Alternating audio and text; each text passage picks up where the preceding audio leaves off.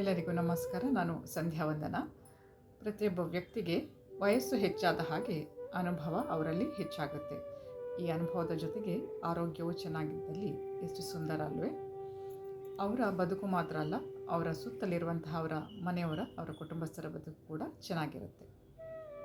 ಈಗ ಕೆಲವೊಮ್ಮೆ ವಯಸ್ಸು 60 ದಾಟಿದ ಹಾಗೆ ಚಟುವಟಿಕೆಗಳನ್ನು ವೃದ್ಧಾಪ್ಯ ಅಂತ ಹೇಳಿಕೊಂಡು ಕಡಿಮೆ ಮಾಡೋರ ಸಂಖ್ಯೆನೂ ಇದೆ.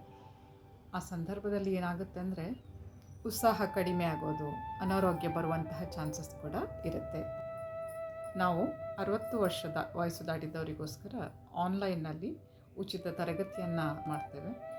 ಇದರಲ್ಲಿ ಅವರು ದೇಹ ಹಾಗೂ ಮನಸ್ಸನ್ನು ಯಾವ ರೀತಿ ಆರೋಗ್ಯ ಇಟ್ಕೊಳ್ಬೋದು ಅಂತ ಹೇಳುವಂತಹ ವಿಷಯಗಳನ್ನು, ಕ್ರಮಗಳ ಬಗ್ಗೆ ತಿಳಿಸಲಾಗುವುದು. ಆಸಕ್ತಿ ಉಳ್ಳವರು ನಮ್ಮನ್ನು ಇಲ್ಲಿ ಕೊಟ್ಟ ಡೀಟೇಲ್ಸ್ ಮೂಲಕ ಕಾಂಟ್ಯಾಕ್ಟ್ ಆಗ್ಬೋದು. Thank you.